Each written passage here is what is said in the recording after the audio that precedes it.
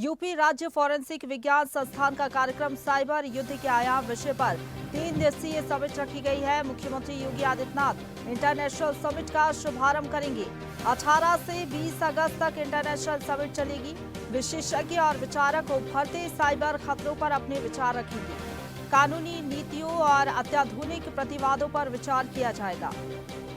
UP राज्य forensic विज्ञान संस्थान का कार्यक्रम रखा गया। मुख्यमंत्री योगी आदित्यनाथ साइबर युद्ध के आयाम विषय पर 3 दिवसीय समिट का शुभारंभ करेंगे।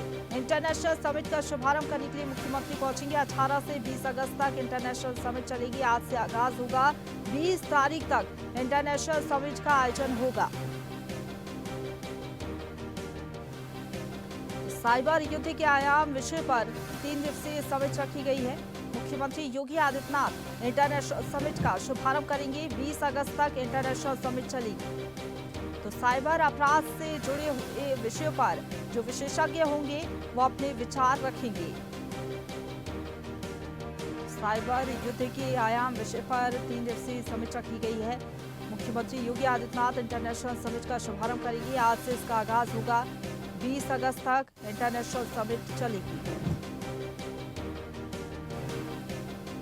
और इसी खबर पर ज्यादा बातचीत के लिए सीधा रुख करेंगे। लखनऊ से संवाददाता देवेंद्र प्रताप सिंह हमारे साथ लाइव जुड़ गए हैं।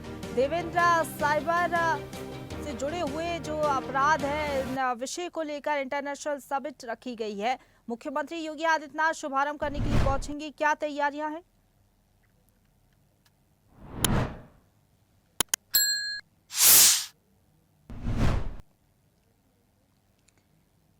देवेंद्र, आपकी आवाज नहीं पहुंच पा रही, अनम्यूट करिएगा।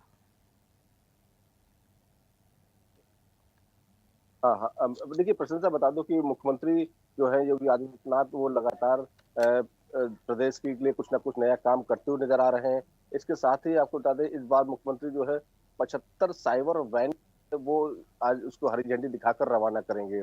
और इसके साथ ही बता दें यहाँ पर ये कार्यक्रम शाम को 4 बजे करीब आयोजित किया गया है। इस कार्यक्रम के साथ ही 3 दिवसीय जो है एक कार्यशाला का भी आयोजन किया गया है। इस कार्यशाला में सबसे इम्पोर्टेंट चीज है जो कानून से संबंधित जो रणनीति है उस पर विचार विमर्श किया जाएगा।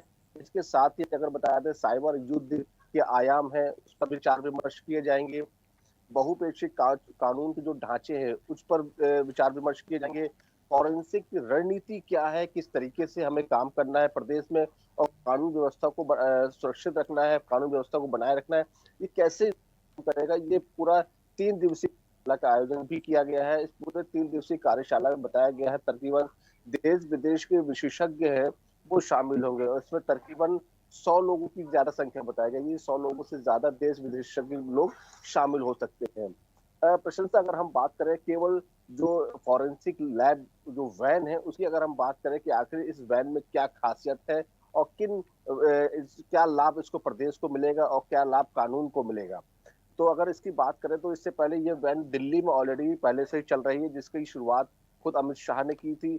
लेकिन अब प्रदेश में मुख्यमंत्री योगी आदित्यनाथ ने 75 जो है साइबर वैन की शुरुआत करने जा रहे हैं, उसकी हरी झंडी देने जा रहे हैं। ये वैन 75 यूपी के 75 जिलों को एक एक वैन जो है 75 जिलों को सौंप दी जाएगी।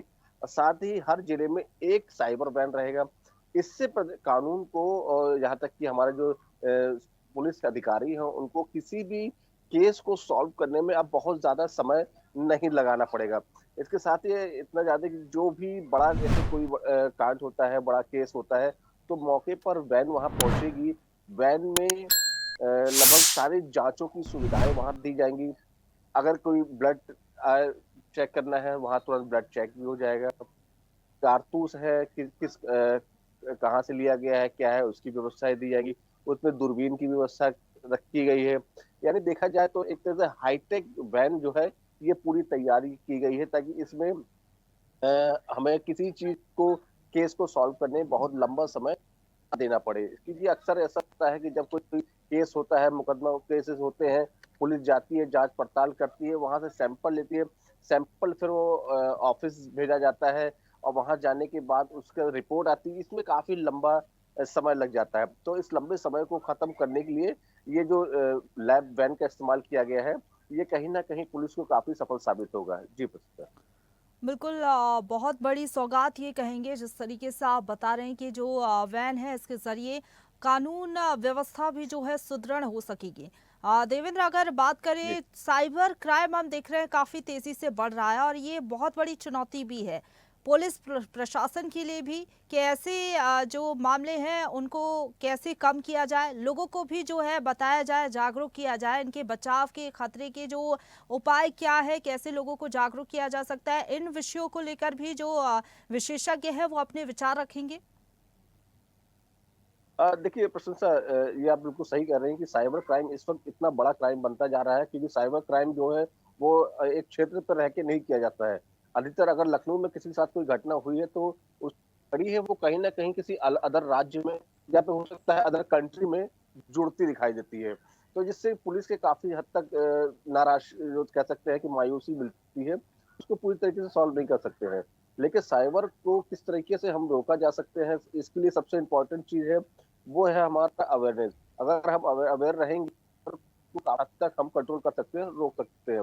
क्योंकि अधिकतर ऐसे मैसेज आते हैं कि हम उसे बिना सोचे समझे ओपन कर देते हैं, और ओपन करते ही हमारा पूरा मोबाइल जो है वो हैक हो जाता है, और उसके थ्रू हमारा वो साइबर जो हैकर्स होते हैं उनके पास पहुंच जाते हैं। तो इन सब चीजों से बचने का सबसे बड़ा जो है वो है कि अवेयरनेस बहुत ज्यादा जरूरी है। साथ ही अगर सरकार की बात करें तो प्रदेश सरकार ऑलरेडी कई साइबर ऑफिस भी बनाए हुए हैं, साइबर अधिकारी भी इसमें नियुक्त किए गए हैं, साइबर कर्मचारी भी नियुक्त किए गए हैं, ताकि जिस तरीके से अगर आसपास का लोकली कोई इस तरह मामला है तो उसको तुरंत ही सॉल्व किया जा सके और हैकर्स को पकड़ने की पूरी कोशिश की जा सकती है। बिल्कुल, साइबर खतरों पर आज विचार विमर्श किया जाएगा। जो विशेषज्ञ हैं वो शामिल होंगे। मुख्यमंत्री योगी आदित्यनाथ खुद इस समिट का आगाज करने के लिए आज पहुंचेंगे। 3 दिनों तक ये समिट चलेगी। फिलहाल बहुत धन्यवाद आपका हमारे साथ जुड़ने के लिए और अपडेट हम तक पहुंचाने के लिए, देवेंद्र। ताजा खबरों के लिए लाइक, फॉलो और YouTube पर सब्सक्राइब कर बेल आइकन दबाएं। साथ ही ताजा अपडेट्स के लिए swedeshlive.com पर विजिट करें।